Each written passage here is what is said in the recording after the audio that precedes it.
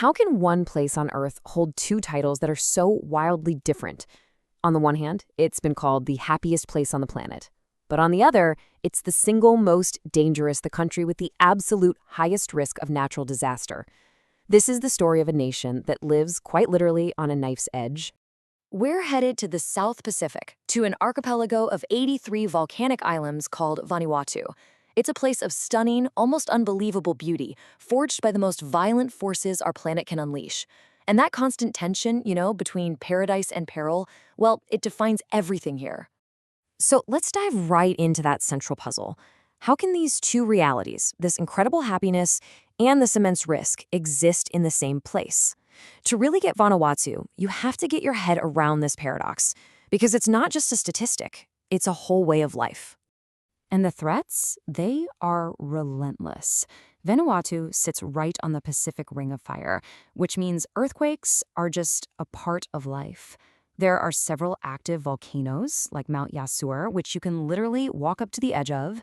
And, of course, being a tropical island nation, it's right in the path of powerful cyclones. You might remember Cyclone Pam back in 2015. It was devastating.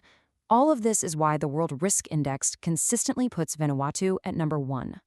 Which, of course, brings us right back to that core question. With the ground shaking, volcanoes rumbling, and storms brewing just offshore, what is the secret to their contentment?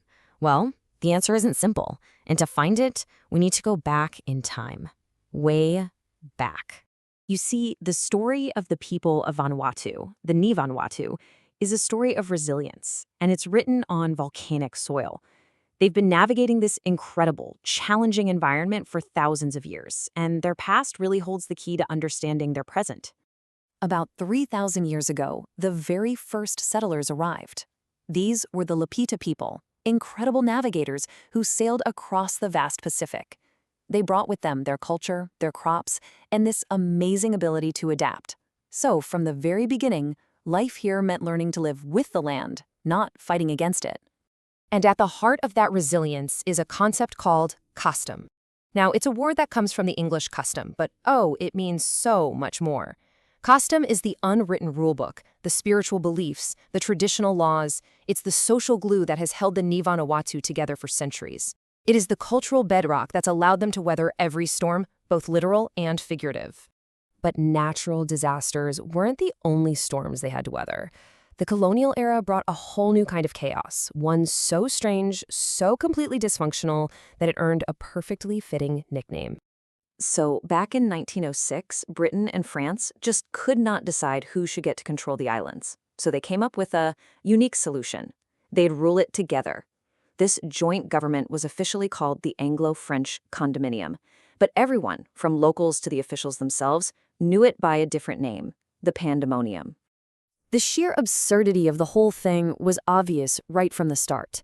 To run this small chain of islands, they duplicated everything. It started with 2 national flags, flying side by side, representing 2 colonial powers who didn't really trust each other. And it didn't stop there. You had 2 separate legal systems, so the justice you received didn't depend on what you did, but on whether you were aligned with the British or the French. Then you had 2 police forces with different uniforms, different rules, different jurisdictions. Imagine the confusion. It made real law enforcement nearly impossible. And yep, you guessed it, 2 official currencies. It was a complete mess for anyone trying to buy or sell things. The whole system was a bureaucratic nightmare. But here is the most shocking part of the pandemonium. The indigenous people, the Ni Vanuatu themselves, were not citizens of Britain, and they weren't citizens of France. In their very own homeland, they were officially stateless. They had no rights under either colonial power. So, out of this history of geological danger and colonial chaos, what kind of country emerged? Well, something completely unique, incredibly resilient, and mind-bogglingly diverse. Get this, today, Vanuatu has 113 distinct indigenous languages. 113. That gives it the highest density of languages per person of any country on Earth. It's just a stunning testament to the archipelago's history of small, tight-knit communities spread out across all those islands. You see that same blend of old and new in the modern economy. About 65% of the people still live off the land through agriculture, but the nation also really depends on tourism. And lately, a controversial but growing slice of the economy comes from selling citizenship. So you have this constant balancing act between ancient ways and modern global finance. Which brings us right back to the heart of the paradox. We've seen the dangers, we've seen the complicated history. So where does this deep sense of well-being, this happiness that everyone talks about, actually come from? The answer, it turns out, isn't about what they have, but about how they live. See, happiness in Vanuatu is built on these really deep cultural pillars. Community life is centered around the Naka Mall, the village meeting house.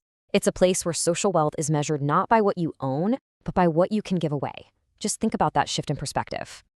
And you have these incredible rituals, like the famous land diving on Pentecost Island, that constantly reinforce the powerful connection between the people and the land that gives them life. It's a worldview that puts the community way ahead of the individual, creating this incredible social safety net that money just can't buy. And that idea of endurance, of standing strong, it's captured perfectly in the nation's name itself. When independence finally came, they chose a name that said everything about their spirit. The name Vanuatu comes from two local words, Vanua, which means land or home, and tu, which means to stand. So when you put them together, you get this powerful declaration, our land stands, or our land stands forever. It's a statement of identity, of permanence, of resilience. And that independence, it wasn't just handed to them. It was finally achieved on July 30th, 1980, but only after they managed to overcome not just that bizarre colonial system, but also deep internal divisions and even armed secessionist movements. Their strength was tested right from the very beginning. This entire spirit is captured perfectly in their national motto, Long God Yumi Stana. In English, it translates to, With God we stand. It's a final, powerful testament to the faith and the fortitude that holds up this remarkable nation. So, the people of Vanuatu have stood against volcanoes, cyclones, and a colonial system designed to divide them, all by relying on community and culture. But today, they face brand new challenges. Rising sea levels are threatening their islands, and global geopolitics are shifting all around them. Which leaves us with one final, profound question. In the face of all this, how will the land that has always stood continue to stand?